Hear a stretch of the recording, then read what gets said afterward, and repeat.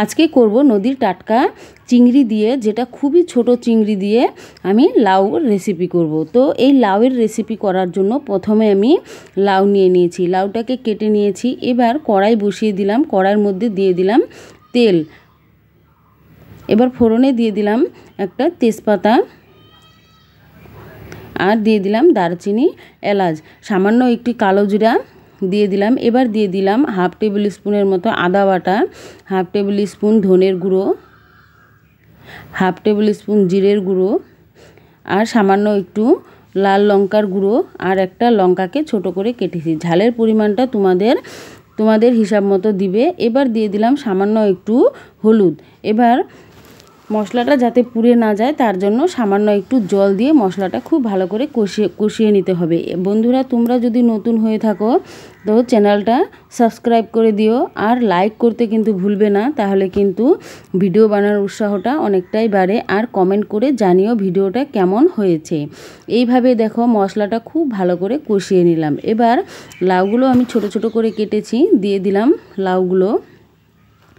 এবার পরিমাণ মতো দিয়ে দিলাম লবণ। খুব ভালো করে নেড়ে চেড়ে নিতে হবে মশলার সাথে। এইভাবে খুব ভালো করে নেড়ে চেড়ে তারপর কিন্তু লাউটাকে ঢেকে দিতে হবে। এই রেসিপিটা খেতে কিন্তু ভীষণই ভালো লাগে, কেননা যেহেতু নদীর একদম টাটকা মাছ, তো এই মাছটা দিয়ে কিন্তু লাউ চিংড়ি করলে ভীষণই ভালো।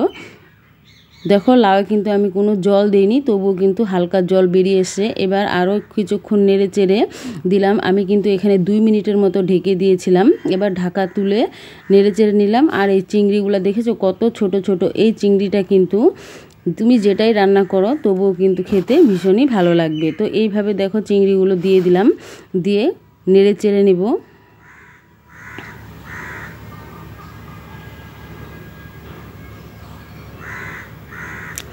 এইভাবে খুব ভালো করে নেড়েচেড়ে নিতে হবে, কেননা মাছের সাথে যাতে লাউটা মিশে তার জন্য সেই সুন্দর করে নাড়তে হবে।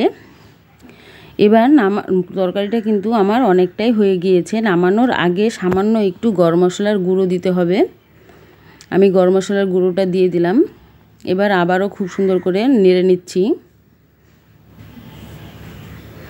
এটা কিন্তু গরমের সময় কিন্তু মশলা কিন্তু তেমন একটা দেওয়া হয়নি, সামান্য একটু মশলা দিয়ে এটা রান্না করা হয়েছে। দারুণ লাগে খেতে। তোমাদের যদি ভালো লাগে তোমরা অবশ্যই এইভাবে করে নিতে পারবে।